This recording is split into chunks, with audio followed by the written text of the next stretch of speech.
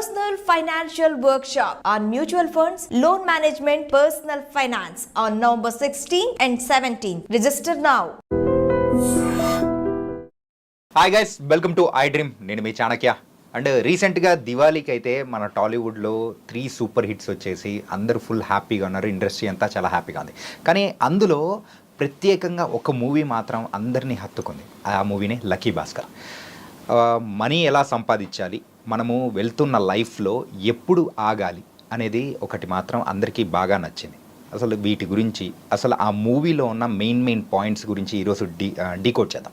మరి ఆ డీకోడ్ చేయడానికి కూడా ఈరోజు మనతో పాటు కూడా ఉన్నారు. మరి ఒక ప్రొఫెషనల్ ట్రేడర్ అనమాట, ఆయనే ఉదయ్ భాస్కర్ గారు. మరి ఆయన్నే అడిగి తెలుసుకుందాం అసలు అందులో ఉన్న మెయిన్ పాయింట్స్, ఆ లాజిక్స్ కానీ నార్మల్ ప్రేక్షకులకు కూడా ఎలా అర్థమయ్యాయి, ఎలా జరుగుతూ ఉంటాయి, వీటన్నిటి గురించి మనం డిస్కస్ చేద్దాము. Hi sir. హలో అండి, ఎలా ఉన్నారు ఉదయ్ గారు? Fine. After 2-3 weeks we are meeting again. Please. Lucky Bhaskar movie చూసారు కదా? అబ్బో, ఖచ్చితంగా. ఏంటంటే అది ఎక్కువగా స్టాక్ మార్కెట్కి సంబంధించినవి అండ్ అందులో బ్యాంకింగ్ సెక్టర్కి సంబంధించిన బోల్డ్ అండ్ పాయింట్స్ అనేది కూడా చూపించారు. రైట్. కానీ ఒక పర్సనల్ లైఫ్కు సంబంధించిన పాయింట్ కూడా చాలా వివరంగా, చాలా నీట్గా చెప్పారు. ఏంటంటే మనము వెళ్తూ ఉన్న పరుగుని కూడా ఎక్కడ ఆపాలో తెలిసిన వాడే మరి విజేత అవుతాడని చెప్పేసి. సో అలాగే మనం దాని గురించి కూడా మాట్లాడుకుందాం. షూర్. ఎస్, ఫస్ట్ మూవీ గురించి ఎలా అనిపించింది?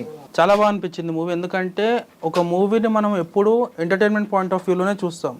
కానీ very few movies, in fact very hand picked movies in year మనం పర్సనల్గా కనెక్ట్ అయ్యి బయటకు వచ్చి అరే మంచి మూవీ చూసామని అనిపిస్తుంది. అలాంటి వాటిల్లో నాకు పర్సనల్గా ఈ లక్కీ భాస్కర్ మూవీ అనేది ఒకటి. ఎందుకంటే ప్రొఫెషనల్లీ నేను ఒక trader. It's been 6 years I mean to this trading అండి. సో ఆ మూవీలో ఒక ట్రేడింగ్ రిలేటెడ్ ఎపిసోడ్ కూడా ఒక మేజర్ రోల్ ప్లే చేస్తుంది. అపార్ట్ ఫ్రమ్ దట్ పర్సనల్ లెవెల్లో మనం ఆ మూవీలో చూపించింది ఎలా అయితే మిడిల్ క్లాస్ లైఫ్ మెంటాలిటీస్ కానీ, మిడిల్ క్లాస్ వాడు స్ట్రగుల్ అవుతున్నప్పుడు వాళ్ళ ఓన్ రిలేటివ్స్ కానీ, ఓన్ సిబ్లింగ్స్ కానీ, బ్లడ్ రిలేషన్ పక్కన వచ్చేసి అక్కడంతా మనీ రిలేషన్ వచ్చేస్తుంది. వచ్చిన తర్వాత వేసే సిచ్యువేషన్స్ కానీ, ఆ ఎదురయ్యే కాన్సిక్వెన్సెస్ కానీ ప్రతి ఒక్కరం మన లైఫ్లో ఏదో ఒక పాయింట్ ఆఫ్ టైంలో ఎక్స్పీరియన్స్ చేసిన వాళ్ళమే ఉంటాం. అవును. ఆ విధంగా చూస్తే వెరీ హార్ట్ టచింగ్ మూవీ. అందుకనే ఇంత కాంపిటీషన్ ఉన్నా కూడా 3 నేటివ్ మూవీస్, 2 డబ్బింగ్ మూవీస్ వచ్చినా కూడా అది మూవీ స్టాండ్అవుట్గా నిలిచింది. First thing. సెకండ్ థింగ్ వచ్చేసి ఒక ప్రొఫెషనల్ పాయింట్ ఆఫ్ వ్యూలో చూస్తే ఈ మూవీ జరిగిన టైం పీరియడ్ ఏదైతే ఉందో late 80s to early 90s, అంటే 85 నుంచి 95 మధ్యలో జరిగింది. ఆ మధ్యకాలంలో ఇండియాలో పొలిటికల్గా కానీ, ఎకనామికల్గా కానీ హ్యూజ్ ట్రాన్స్ఫర్మేషన్ వచ్చేసింది. ఒకటి బ్యాంక్స్ నేషనలైజ్ అవ్వడం. అప్పటి వరకు బ్యాంకు పబ్లిక్ లిమిటెడ్గా ఉండేవి, అంటే కొంతమంది కొన్ని ట్రస్ట్ల కంట్రోల్లో బ్యాంక్స్ ఉండేవి. ఎప్పుడైతే నరసింహారావు గారి టైంలో బ్యాంక్స్ అన్ని నేషనలైజ్ అయిపోయాయో అప్పుడు ఏమైంది, స్క్రూటినీ అనేది గవర్నమెంట్ చేతిలోకి వెళ్ళిపోయింది. అట్లా కొన్ని బ్యాంక్స్ ఆ నేషనలైజేషన్ నుంచి ఎస్కేప్ అయిపోయాయి. అది ఒకటి చూపించారు. బ్యాంకింగ్ టైంలో అప్పుడు ఇంత డిజిటల్ లేదు, ఎవ్రీథింగ్ ఫిజికల్. అంటే టెక్నాలజీ కూడా అంతగా పెరగలేదు కాబట్టి లేదు, అప్పుడు మొత్తం ఫిజికల్ గానే ఉండింది. ట్రాన్సాక్షన్స్ కానీ ఎవ్రీథింగ్. ఇప్పుడు మనం ఎన్ఈఎఫ్టీ ట్రాన్స్ఫర్ చేస్తాం, ఏదైనా విత్ ఇన్ సెకండ్స్లో అయిపోతుంది. అప్పుడు అలా కాదు, మనం ఒక చెక్ ఇవ్వాలి. విత్ ఇన్ ద బ్యాంక్ అయితే ఇంకా ఓకే, వేరే బ్యాంక్ అనుకోండి, ఈ బ్యాంక్ వాళ్ళు ఆ బ్యాంక్తో వెరిఫై చేసి ఆ బ్యాంక్ నుంచి ఇక్కడ అమౌంట్ వచ్చి, ఇదంతా హెక్టిక్ ప్రాసెస్. మనకన్నా మన పేరెంట్స్ జనరేషన్ ఇంకా బాగా చూసారు. అది ఒక చెక్ క్లియర్ అవ్వాలి అదర్ బ్యాంక్ అంటే 10 to 12 వర్కింగ్ డేస్ పట్టేది. 10 to 12 వర్కింగ్ డేస్ పట్టేది ఒక చెక్ క్లియర్ అవ్వాలంటే. అది బాగా కవర్ చేశారు. ఆ టైంలో ఆ ఫిజికల్ సిస్టంలో ఉన్న డిలేని, ఏదైతే ల్యాగ్ ఉంటుందో ఆ ల్యాగ్ని యూజ్ చేసుకొని చాలామంది చాలా స్కామ్స్ చేశారు. అట్లాంటి స్కామ్లో ఒక ఫిక్షనల్ స్టోరీగా ఈ లక్కీ భాస్కర్ అనేది వచ్చింది. ఇంకా మనం దీనికి ఆరిజిన్ మాట్లాడితే మనకు ఒక వెబ్ సిరీస్ కూడా బాగా ఫేమస్ అయింది కోవిడ్ టైంలో. ఆ వెబ్ సిరీస్లో దీని మెయిన్ స్టోరీని, దీని క్రక్స్ ఆఫ్ ది మూవీని మొత్తం వెబ్ సిరీస్ అంతా తీశారు వాళ్ళు. అదే scam 1992. Exactly, scam 1992. Arshad Mehta అంటే ఎలా రైజ్ అండ్ ఫాల్, ఆ విధంగా కూడా ఈ మూవీ స్టాండ్ అవుట్ అండి. అంటే ఈ పాయింట్స్లలో మెయిన్గా ఒక నార్మల్ ఆడియన్స్ కూడా అర్థమయ్యేటట్టు కూడా వివరించారు. ఏంటంటే బీఆర్స్ అని చెప్పేసి, బ్యాంక్ రిసిప్ట్. అసలు ఈ బ్యాంక్ రిసిప్ట్స్ ఏంటి, ఇప్పటికీ ఉన్నాయా ఏంటి, దాని అంటే దాని వెనకాల ఉన్న స్టోరీ ఏంటో చెప్పండి. బ్యాంక్ రిసిప్ట్స్ ఇప్పటికీ ఉంటాయండి. కాకపోతే మరీ టెక్నికల్గా మనం ఎక్కువ మాట్లాడదు వాటి గురించి. ఇప్పుడున్న రెస్ట్రిక్షన్స్ ప్రకారం వాటి గురించి మనము కరెక్ట్ పర్సన్గా అది ఎక్కువ చెప్పలేము. ఓకే. సో మూవీలో చూపించింది ఏంటంటే ఒక బ్యాంక్ ఇంకొక బ్యాంకుకి లోన్ ఇవ్వాల్సి వచ్చినా, మనీ ట్రాన్సాక్షన్స్ చేయాల్సి వచ్చినా డైరెక్ట్ చేయొద్దు, మధ్యలో ఒక మీడియేటర్ ఉండాలి.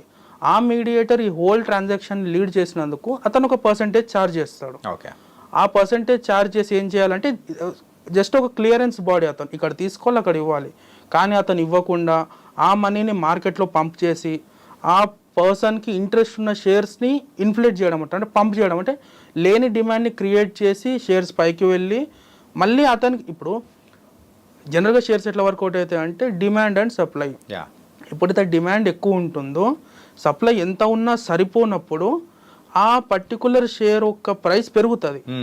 ఇక్కడ పెంచేది ఎవరు? అతనే. ఎట్లా పెంచుతున్నాడు అంటే సిస్టంలో ఉన్న లూప్ హోల్స్ని వాడుకొని ఒక సర్టెన్ పాయింట్కి వెళ్ళిన తర్వాత అతనే పెంచాడు కాబట్టి అతని చేతిలోనే ఉంటుంది డంప్ చేయడం కూడా. మనము ఆ స్టోరీ వెనకాల అసలు ఎట్లా పెరుగుతుంది తెలియకుండా ఎంటర్ అయిన వాళ్ళు హైలో స్టక్ అయిపోతారు. అది ఒకటి చూడొచ్చు. అట్ ద సేమ్ టైం ఇది జరగడం వల్ల గ్లోబలైజేషన్ అండ్ ఇంటర్నెట్ వచ్చిన తర్వాత ఇట్లాంటి స్కామ్స్ ఇంకోసారి జరగకుండా చాలా జాగ్రత్త పడ్డారు మన బ్యాంకింగ్. ఇలాంటివన్నీ బయటకు వచ్చిన తర్వాతే సో ఏమవుతుందంటే గవర్నమెంట్ కూడా దానికి తగిన యాక్షన్స్ అనేది కూడా తీసుకుంటూ ఆ లూప్ హోల్స్ని కూడా మొత్తం క్లోజ్ చేసేటట్టు చేసేసారు. కరెక్ట్. అంటే ఏదైనా చెడు జరిగింది అనుకోండి, ఫర్ ఎగ్జాంపుల్ కోవిడ్ వచ్చింది, చాలా చెడు జరిగింది. అట్ ద సేమ్ టైం దానికి కౌంటర్పార్ట్గా మంచి కూడా చాలా జరిగింది మనకు. ఒక కంట్రీ 15 to 20 yearsలో చూడాల్సిన గ్రోత్ మనం 2 to 3 yearsలో చూసేసాము, థ్యాంక్స్ టు జియో. అది కూడా ఒక మెయిన్ పార్ట్ మన ఈ గ్రోత్లో. ఒకప్పుడు ఆఫీస్కి వెళ్తే కానీ జరగని పనులు ఇప్పుడు ఇంట్లో కూర్చొని జరుగుతున్నాయి. అట్ ద సేమ్ టైం ఇప్పుడు ఇంతకుముందు వెకేషన్ ఉండేది, ఇప్పుడు వర్కేషన్ అయిపోయింది. ఎక్కడో హిల్ స్టేషన్లో ఉంది వర్క్ చేసుకుంటున్నారు. అది ఇంతకుముందు మన వైల్డెస్ట్ డ్రీమ్స్లో కూడా పాసిబుల్ కాదు. సో ఒక మంచి జరుగుతుంది, ఎప్పుడు చెడు కూడా జరుగుతుంది. చెడు జరిగినప్పుడు మనం దాని వెనకాల ఉన్న ల్యాగ్ని కానీ దాంట్లో ఉన్న లూప్ హోల్స్ని వాడుకొని మనం ఆ సిస్టమ్ని సెట్ చేయడానికి కూడా స్కోప్ ఉంటుంది. అది కూడా ఈ మూవీలో బాగా చూపించారని. మరి ఆ మూవీలో ఇంకా ఒక ట్రేడర్ గా కానీ సో ఒక నార్మల్ పర్సన్ కి కూడా అర్థమయ్యేటట్టు కూడా వాళ్ళు ఎక్స్ప్లెయిన్ చేశారు. ఏంటంటే తనకు వస్తున్న అమౌంట్ ని మళ్ళీ అది ఒక వైట్ మనీగా మార్చే విధానం అనేది కూడా ఉంటుంది అనమాట. సో దాని గురించి కాస్త వివరిస్తారా? అంటే ఆ మూవీ వరకు అయితే మనం ఇప్పుడు మాట్లాడుకునేది కూడా కంప్లీట్ గా మూవీ గురించి. బట్ అది జరిగిందండి ఇండియాలో కానీ వరల్డ్ వైడ్గా ఎక్కడ కూడా జరిగి. ఇప్పుడు మన శివాజీ మూవీ చూస్తామండి, ట్రస్ట్ ఒక వచ్చిన మనీని ఎవరైతే బ్లాక్ మనీ హోల్డ్ చేస్తున్న పొలిటీషియన్స్, బిజినెస్ మెన్ దగ్గర నుంచి తీసుకున్న మనీని చిన్న చిన్న అకౌంట్స్ నుంచి న్యూయార్క్కి వెళ్ళి అది మళ్ళీ అమౌంట్గా అతని ట్రస్ట్కి రావడం, ఇది ఈ మూవీలో కదండి చాలా మూవీస్లో చూపించారు. అండ్ ఇన్ఫ్యాక్ట్ బయట కూడా జరుగుతుండొచ్చు. Movies are nothing but replica of real life society. అది ఒకటి ఉంది. ఆ లాటరీ సిస్టమ్ అనేది అంటే ఇలాంటివి జరుగుతాయా జరగవా అని మనం డిస్కస్ చేయడం కన్నా డైరెక్టర్ ఇంటెలిజెన్స్ చూడండి, అది పెద్ద స్కామ్, పెద్ద లెవెల్ టెక్నికల్లో జరిగే స్టఫ్ అది. కానీ ఒక లే మ్యాన్కి కూడా లెట్స్ సే ఒక 10th or ఇంటర్మీడియట్ చదువుతున్న స్టూడెంట్కి కూడా క్లియర్గా క్రక్స్గా అర్థమయ్యేటట్టు చెప్పారు. ఆ విషయంలో we have to give credit to director and the technical team. Venky Atluri గారు చాలా టెక్నికల్ గా కూడా ఈచ్ అండ్ ఎవ్రీ డీటెయిల్ ని కూడా సో నార్మల్ పర్సన్ కూడా అర్థమయ్యేటట్టు కూడా వాళ్ళు ఎక్స్ప్లెయిన్ చేశారు. సో ఈ షెల్ కంపెనీస్ అంటే ఏంటి? మన షెల్ అంటే ఏంటండి, పైకి కనిపిస్తుంది అంటే బట్ లోపల ఏమి ఉండదు. ఓకే. అలాంటి కంపెనీస్ని వాడి బ్లాక్ మనీని వైట్ చేసే వాళ్ళు ఉన్నారు. ప్రజెంట్ సినారియో చూస్తే షేర్సెల్స్ అని ఒక కంట్రీ ఉంది, అక్కడ మెయిన్గా షెల్ కంపెనీస్ ఉంటాయని ఓవరాల్గా ఉన్న ఇన్ఫర్మేషన్ అది. అంటే వాళ్ళు మనీని సోర్స్ చేసుకొని ఆ కంపెనీస్లో లేని రిసీట్స్ని చూపిస్తూ, లేని ఎంప్లాయీస్ని చూపిస్తూ వాళ్ళు ఇప్పుడు ఫర్ ఎగ్జాంపుల్ అండి ఒక కన్సర్ట్ జరిగింది అనుకుందాం, మ్యూజిక్ కన్సర్ట్ జరిగింది, ఒక 10,000 మెంబర్స్ వచ్చారు. లెట్స్ సే ఒక ఎన్ఫోర్స్మెంట్ డైరెక్టరేట్ వాళ్ళు కానీ ఏదైనా ఒక ఐటీ డిపార్ట్మెంట్ కానీ ఆ రియల్గా 10,000 వచ్చారా లేదా అని చూస్తారా? ఇప్పుడు 10,000 వచ్చిన దగ్గర 20,000 అని వాళ్ళు చేయవచ్చు. అవును. లెట్స్ ఒక 10,000 రూపీస్ పర్ టికెట్ అనుకోండి, మిగిలిన గ్యాప్ ఎంత ఉంది, వాళ్ళు ఎంత ఎక్కువ చూపించారు? 10,000 రూపీస్ పర్ టికెట్ని, ఒక్కొక్క టికెట్ని 10,000 రూపీస్తో మల్టిప్లై చేసుకుంటే 10 lakhs వరకు వస్తుంది. ఆ 10 lakhs టికెట్స్ క్యాష్లో సేల్ అయ్యాయని చూపించి అదే అమౌంట్ని వాళ్ళ ఈవెంట్ మేనేజ్మెంట్ కంపెనీలో డిపాజిట్ చేస్తే ఎక్కడ ఉందండి ఇక్కడ మనకు ఆడిట్ చేయడానికి స్కోప్? కాబట్టి ఇట్లాంటివి జరుగుతూ ఉంటాయి. And thanks to our government and our bureaucracy earlier compare చేస్తే చాలా తగ్గిపోయాయి. మన ఎన్ఫోర్స్మెంట్ డైరెక్టరేట్ కానివ్వండి, సిబిఐ కానివ్వండి, ఐటీ డిపార్ట్మెంట్ కానివ్వండి, కంపేర్ టు గ్లోబల్ లెవెల్లో tough competition and very authentic they are. అంటే ఇంతకుముందు అయితే బ్యాంకింగ్స్లో జరిగే ఒక ఫ్రాడ్స్ కానీ మనం ఎక్కువ చూస్తుండే వాళ్ళం. True true true. సో ఇప్పుడు ఆ సిస్టమ్ ఉన్న లూప్ హోల్స్ అనేది కూడా మొత్తం కట్ ఆఫ్ అయిపోవడంతో సో అవి తగ్గిపోయింది. సో ఎవరి మనీ వాళ్ళ దగ్గర మాత్రం సేఫ్గా అనేది కూడా వస్తుంది. ఇప్పుడైతే ఎక్కువగా సైబర్ అటాక్స్ మాత్రమే జరుగుతున్నాయి. దాన్ని కూడా ఇప్పుడు అంటే కట్ డౌన్ చేయాలని కూడా చాలా వరకు ట్రై చేస్తూ ఉన్నారు. ఇప్పుడు ఇంతకుముందు జరిగే అటాక్స్ సిస్టంలో ఉన్న లూప్ హోల్స్ వల్ల జరిగేవి. ఇప్పుడు ఎలా అంటే ఇండివిజువల్ వీక్నెస్ మీద జరుగుతాయి. మనకు ఒక కాల్ వస్తుంది, కస్టమ్స్ నుంచి కాల్ చేస్తున్నాము, మీ పేరు పైన ఒక ఫెడెక్స్లో పార్సెల్ వచ్చింది, సో ఇంత అమౌంట్ పే చేస్తే మీ పార్సెల్ మీకు వచ్చేస్తుంది అని తెలుస్తుంది. Basic common sense. మనకు ఫెడెక్స్లో కొరియర్ పంపించేంత ఎవరున్నారు? ఒక్కసారి క్రాస్ చెక్ చేసుకుంటే మనం వాళ్ళ ట్రాప్లో పడకుండా ఉంటాం. అదే ఈ మూవీ గురించి ఇంకో సీన్ అంటే ఇంకో మెయిన్ కాన్సెప్ట్, ఎక్కడ ఆపాలో. ఒలింపిక్స్ రేస్ ఉందండి, ఏదర్ స్ప్రింట్ కానీ మ్యారథాన్ కానీ, అది పర్పెచువల్ కాదు కదా, కంటిన్యూస్గా రన్ చేస్తూ ఉండారు కదా. ఒక దగ్గర ఆగుతుంది, ఆగినప్పుడు విన్నర్ని డిక్లేర్ చేస్తారు. రిలే రేస్ అంటే 4 మెంబర్స్ ఒక బ్యాటర్ని పట్టుకొని ఒకరి తర్వాత ఒకరు పాస్ ఆన్ చేస్తూ రేస్ ఉంటుంది. స్ప్రింట్ అనేది 100 మీటర్స్ చిన్న రేసు, రిలే రేస్ అనేది 4000 మీటర్స్ పెద్ద రేసు. దానికి ఎండ్ పాయింట్ ఉంది, దీనికి కూడా ఎండ్ పాయింట్ ఉంది. అంటే ఒలింపిక్స్ లాంటి గ్లోబల్ లెవెల్లో ఉండే కాంపిటీషన్కే ఎండ్ పాయింట్ ఉన్నప్పుడు యాజ్ ఎ ఇండివిజువల్గా మన ప్రొఫెషనల్గా కానీ ఒక ఎండ్ పాయింట్ ఉండాలి. సర్టెన్ లెవెల్ ఆఫ్ హైట్కి రీచ్ అయిన తర్వాత it's better to quit at the top so that we will remain as a winner. మన ఎగ్జాంపుల్ తీసుకుంటే శోభన్ బాబు గారు అండి, మన రాఘవేంద్రరావు గారు రాసిన బుక్లో ఉంది, ఆకెళ్ళ రాఘవేంద్ర గారు రాసిన బుక్లో, అతను పీక్లో ఉండగానే కెరీర్ ఆపేస్తాడు. ఎందుకంటే నేను ఇలాగే గుర్తుండాలి నా ఫ్యాన్స్కి కానీ తెలుగు ఆడియన్స్కి కానీ, నా ఫేస్ నా యాక్టింగ్ ఇలానే గుర్తుండాలి. అమితాబ్ బచ్చన్ గారు ఇట్స్ బిన్ 1.5 డికేడ్ అతను హీరో రోల్స్ ప్లే చేయట్లేదు, సపోర్టింగ్ రోల్స్ ఒక మూవీలో మేజర్ రోలే ప్లే చేస్తున్నారు.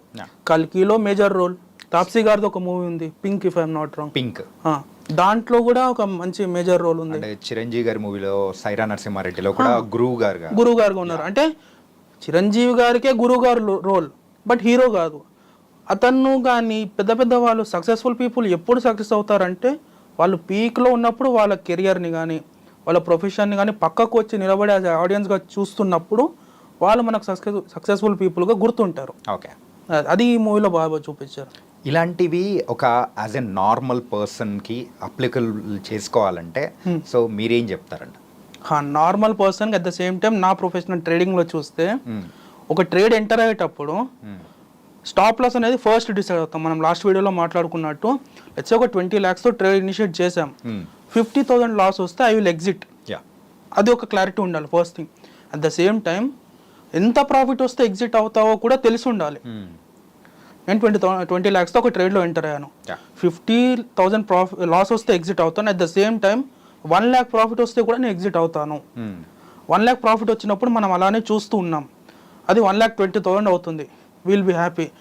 ఏదో ఒక చిన్న ఈవెంట్ జరుగుతుంది, రష్యా ఉక్రెయిన్ వార్ చేయవచ్చు, ట్రంప్ రావచ్చు, అది 120 ప్రాఫిట్ ఉన్నది -2 lakhs అయిపోతుంది ఓకే ఇన్స్టెంట్గా. సో ఎక్కడ ఆపాలో తెలిసి ఉండాలి. డౌన్ఫాల్ ఎంత రెడీగా ఉండాలో అప్ సైడ్ కూడా అంతే రెడీగా ఉండాలి. బయటికి వచ్చి ఒక గ్యాప్ తీసుకొని మళ్ళీ వెళ్ళొచ్చు. ఇన్ టర్మ్స్ ఆఫ్ ట్రేడింగ్లో చూస్తాం, నెక్స్ట్ ట్రేడ్లో చూసుకుందాం. So every trade is different. ఈ ట్రేడ్లో వచ్చిన లాస్ని నెక్స్ట్ ట్రేడ్కి క్యారీ చేయవద్దు, వీక్ అవ్వద్దు. ఈ ట్రేడ్లో ప్రాఫిట్ వచ్చినంత మాత్రాన్ని ఇంకా నన్ను మించిన ట్రేడర్ లేడు అనుకొని నెక్స్ట్ ట్రేడ్లో ఓవర్ కాన్ఫిడెంట్ అవ్వద్దు.